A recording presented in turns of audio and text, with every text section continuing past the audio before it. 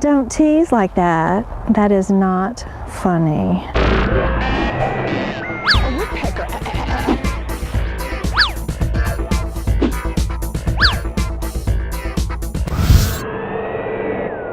Hello and welcome to CNN's News of the Absurd. I'm Jarrett Bellini, and this week we're going to be taking a look at some very lucky people. And as we do that, you need to ask yourself one question.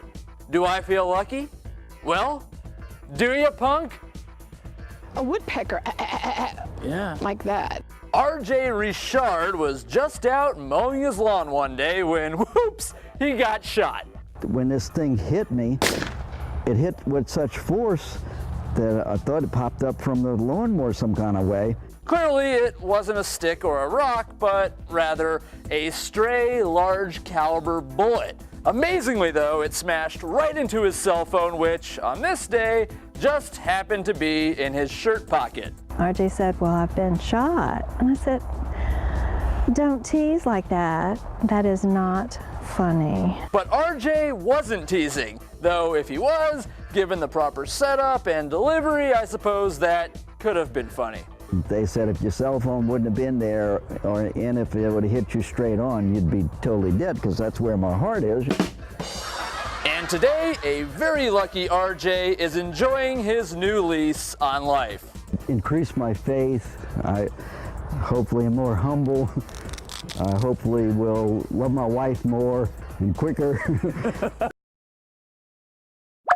Now, speaking of people getting shot, this next lucky person was extremely fortunate that he wasn't shot by the police. And it was all over a bit of confusion. I'm here to do a Civil War reenactment. I'm not here to rob the Hardys. Yes, the oft-forgotten Battle of the Thick Burger. You could tell he was here for some kind of reenactment, you know, the way he was dressed. And I forgot that I had a small pistol in my boot. That's when 3 off-duty law enforcement officers drew their weapons.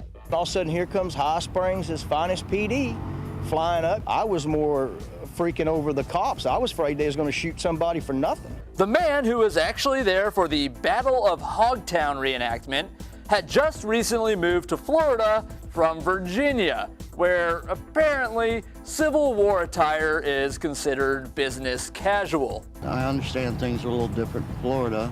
You know, not much of the war was fought down here. In the end, nobody was injured during the misunderstanding, and the entire state of Florida collectively went back to work, finding new, amazing ways to show the rest of the world that they're all crazy.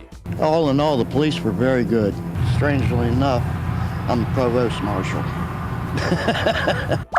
Finally, since we're on the subject, I'm reminded of the great Simpsons Stonecutters episode where Homer gets a bunch of monkeys, dresses them up, and makes them reenact the Civil War. A most excellent use of monkeys, but maybe not as excellent as this, for which we are all lucky and blessed. It's crazy. This is the Kayabuki Tavern in Tokyo, where for 2 hours each day, monkeys run the show. Here they bring people beer, hot towels, and ashtrays, and even take money and deliver change. And business is going bananas. Because of my monkeys, we get all kinds of customers, says the tavern's owner. We're not affected by the economic downturn. Thanks to YouTube, people from all over the world, like the Fenners from Michigan, are popping in just to check it out. Something they might never see back home. I don't think they'd allow it. I mean, I see absolutely nothing wrong with it, but the animal rights people probably wouldn't allow it. Of course, there is the health concern, which is a nice way of asking, what happens when the monkeys start throwing poop? Well, Japanese health inspectors gave the monkeys the okay, so long as they wear clothes. It's okay, honey. He's wearing a shirt. Is he in the background? Hold on. I know, that's weird. Well, that's all for this edition of News of the Absurd. I'm Jarrett Bellini, and I'm not here to rob the Hardys. Who are you? Do they just let anybody in here these days?